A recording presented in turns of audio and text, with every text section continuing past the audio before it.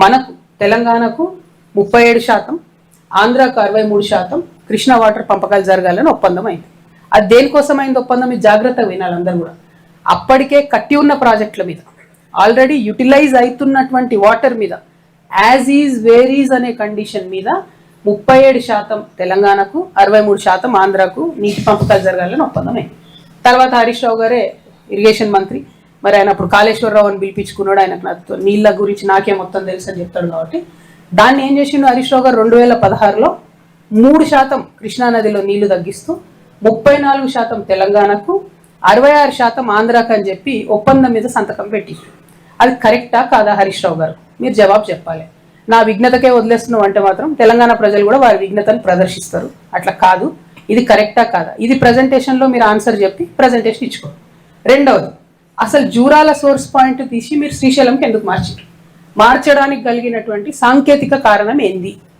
ఆనాడు కేసీఆర్ గారు కూడా ప్రజెంటేషన్ ఇచ్చినప్పుడు పాకాల జూరాల ఒక లింక్ పెడతామని ఇంకోటి చాలా చెప్పారు. అవన్నీ జరగలేదు. 100 అనుకుంటాం, 100 కావు. పాలిటిక్స్లో అయినా, ప్రభుత్వంలో అయినా, ఇంట్లో అయినా, అది మాకు కూడా తెలుసు. కానీ అల్టిమేట్గా ఇప్పుడు జరిగింది ఏంది? జూరాల నుండి శ్రీశైలంకి సోర్స్ పాయింట్ మారింది. ఎందుకోసం మారింది? నేను అలిగేషన్ చేస్తా ఉన్నా, కేవలం హరీష్ రావు గారి ధనదాహం కోసం మారింది. ఎక్కడైతే స్టార్టింగ్లో ఎల్లూరు అనేటటువంటి పంప్ హౌస్ ఉంటుందో, ఆ pump house open pump house ఉండే, దాన్ని నేను అండర్ గ్రౌండ్ పంప్ హౌస్ చేయడంతో 1400 కోట్లకు ఎస్టిమేట్ పెరిగింది. దాంతో నష్టం ఏమైంది? ఆ పంప్ హౌస్ కింద ఉంటుంది, దాంట్లో ఒకటి వాటర్ పంపింగ్ కెపాసిటీ తగ్గింది, ఇంకోటి శ్రీశైలం డ్యామ్లోంచి మనం తక్కువ లెవెల్లో తీసుకోవాల్సినటువంటి వాటర్ 30 మీటర్ల ఎత్తుకు పెరిగింది. అంటే నిండు ట్రైన్ తప్ప తీసుకోవడానికి ఉండదు, కింద లెవెల్లో తీసుకోవడానికి లేదు. అట్లా నష్టం. ఇంకోటి పంపింగ్ కెపాసిటీ నష్టం. మూడవది అండర్ గ్రౌండ్ చేయడంతో అది వచ్చి కల్వకుర్తిలో ఉన్నటువంటి మోటార్లను కొడితే కల్వకుర్తి లిఫ్ట్ ఇరిగేషన్ ఇప్పటికి కూడా కేవలం 3 మోటార్లతోనే పనిచేస్తుంది. మొత్తం 10 ఏళ్లలో, తెలంగాణ వచ్చిన 10 ఏళ్లలో 3 మోటార్లతోనే కల్వకుర్తి పనిచేస్తే, ఇరిగేషన్ మంత్రిగా ఆయన 5 ఏళ్ళు ఉంటే రిపేర్ కూడా ఏపీలో ఇప్పటి వరకు. సో ఎందుకోసం ఈ మాట చెప్తా ఉన్నా అంటే, ఈ 2 ప్రశ్నలకు సమాధానం చెప్పి హరీష్ రావు గారు పవర్ పాయింట్ ప్రజెంటేషన్ పెట్టుకుంటారో ఏం పెట్టుకుంటారో పెట్టుకోండి. కాకపోతే ఇది అసెంబ్లీలో చెప్పే అవకాశాన్ని వదిలిపెట్టి వచ్చి కూర్చొని పార్టీ ఆఫీస్లో చెప్పడం అన్నది మాత్రం కేవలం ప్రజల్ని మభ్యపెట్టడం, ఇది కరెక్ట్ కాదు. సరే, ఇది పక్కన పెడితే సూర్యాపేట ఇష్యూస్కి వస్తే, బిఎన్ రెడ్డి గారి పేరు ఎక్కడన్నా ఒక మంచి ప్రాజెక్టు పెట్టాలనే డిమాండ్ జిల్లా మొత్తం కూడా మాకు కనిపించింది.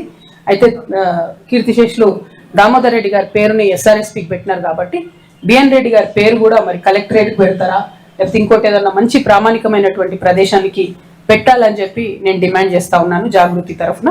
మల్లు స్వరాజ్యం గారి కాంస్య విగ్రహాన్ని సూర్యాపేట పట్టణంలో నిలుపుకోవాలని అందరు కూడా ఆశపడతా ఉన్నారు.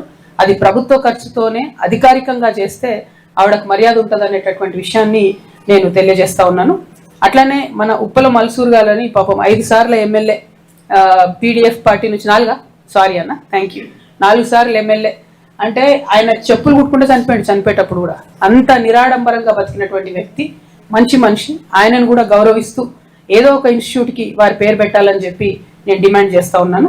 అట్లనే బండి యాదగిరి గారికి కూడా దళిత బిడ్డ, మన నూతనకల్ మండలమే ఎల్కపల్లి గ్రామానికి సంబంధించినటువంటి వ్యక్తి. ఇక ఆయన రాసిన పాట మనందరికీ తెలిసిందే. ఆ స్ఫూర్తితోనే నిజాం మీద కూడా యుద్ధం చేసినాం, ఆ స్ఫూర్తితోనే నేను కూడా గుంటనక్కల మీద ఉద్యమం చేస్తా కాబట్టి బండి యాదగిరి గారిని కూడా మరి ఖచ్చితంగా గౌరవించుకోవాల్సినటువంటి అంశం. దానికి ప్రభుత్వం ఆలోచన చేయాలని చెప్పి నేను కోరుతా ఉన్నాను.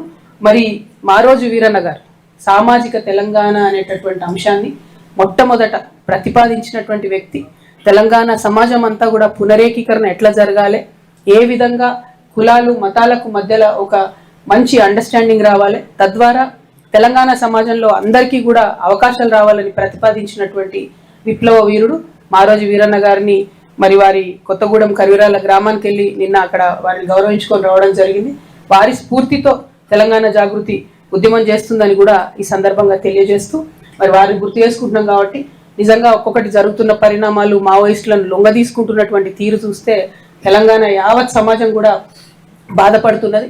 నేను మావోయిస్ట్ అన్నదమ్ములందరికీ కూడా పిలుపునిస్తా ఉన్నా, మనకిప్పుడు అడవులలో ఉండి గన్నులు పట్టుకొని ఉద్యమం చేసేటటువంటి పరిస్థితి లేదు. చాలా కర్కశమైనటువంటి కేంద్ర ప్రభుత్వం ఉంది కాబట్టి తెలంగాణ సమాజానికి మీ అవసరం ఎంతో ఉంది. మీరు రాజకీయబద్ధంగా కొత్త సంస్థలు వస్తున్నాయి, అనేక మంది వస్తూ ఉన్నారు. మాలాంటి వాళ్లకు మీరు దారి చూపించి తెలంగాణ సమాజంలో మంచిని చేయడానికి బలాన్ని ఇవ్వాలని మిమ్మల్ని రిక్వెస్ట్ చేస్తున్నాను. రాజకీయ ప్రక్రియలో భాగమై తెలంగాణ సమాజాన్ని ముందుకు తీసుకెళ్లడంలో భాగస్వామ్యం పాటించాలని చెప్పి కూడా మిమ్మల్ని నేను రిక్వెస్ట్ చేస్తా ఉన్నాను. అదేవిధంగా మీ అందరికీ తెలుసు, నిన్న సూర్యాపేట జిల్లా, క్షమించాలి రోజు తిరుగుతురుగా జ్వరం ఉంది, అందుకే కొంచెం డిస్టర్బెన్స్ తగ్గొస్తుంది. ఇక్కడ పెట్టండి అన్న ప్లీజ్. తుంగతుర్తిలో ఎంటర్ అయినాం నిన్న సూర్యాపేట జిల్లాకు. మేము తుంగతుర్తిలో ఫస్ట్ అరవాపల్లి మండల్ హెడ్ క్వార్టర్ పోయి అక్కడ కస్తూర్బా చూసినాం. అది అప్పుడెప్పుడో 10 ఏళ్ల కింద మరి నరసింహులు గారు ఎమ్మెల్యే ఉన్నారు, ఎవరు ఉన్నారు అప్పుడు కట్టిరట. ఘోరంగా ఉంది అది, చెరువు మధ్యలో కట్టిరు లిటరలీ. ఎవ్రీ రైనీ సీజన్ ప్రతి వర్షకాలం మునిగిపోతుంది అది. దాన్ని మరి 10 ఏళ్ళు బీఆర్ఎస్, 2 ఏళ్ళు కాంగ్రెస్ లో పట్టించుకోలేదు. ఆడపిల్లలే కదా అని అలుసుగా తీసుకోకండి, ఆడపిల్లలతో పెట్టుకుంటే చరిత్రలు మారిపోయేటటువంటి పరిస్థితి ఉంటుంది. కాబట్టి కస్తూర్బా కాలేజ్ని ఇమీడియట్ గా దాన్ని రీలొకేట్ చేస్తారా, దాని చుట్టూ ప్రొటెక్షన్ వాల్ కడతారా, ఏం చేస్తారో దయచేసి ప్రయత్నం చేయండి.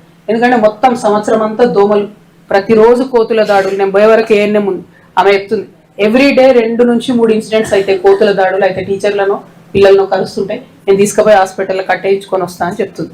అసలు ఎటువంటి ప్రొటెక్షన్ లేదు అక్కడ. దయచేసి ప్రభుత్వం ఈ విషయంలో సీరియస్ గా తీసుకోవాలని నేను రిక్వెస్ట్ చేస్తా ఉన్నా. ముఖ్యంగా జిల్లా కలెక్టర్ గారిని డిమాండ్ చేస్తా ఉన్నా నేను. మీరు కూడా పోయి చూసి వచ్చిరట, దయచేసి దాని మీద సత్వరమే చర్యలు తీసుకోవాలని డిమాండ్ చేస్తా ఉన్నాం. ఆ తర్వాత ఎస్ఆర్ఎస్పి కాలువ దగ్గరికి పోయి చూసినాం మేము. తెలంగాణ వ్యాప్తంగా కూడా మొన్న మహబూబ్నగర్ జిల్లా, ఇంకా ఎక్కడ ఏ జిల్లాకు పోయినా కూడా తెలంగాణ వ్యాప్తంగా పరిస్థితి ఏంటంటే, అంతకుముందు మనకు ఉమ్మడి ఆంధ్రప్రదేశ్లో ఉన్నప్పుడు ఏదైతే ఈ జలయజ్ఞంలో ప్రతిపాదించినప్పుడు తెలంగాణలో అన్లైన్డ్ కెనాల్స్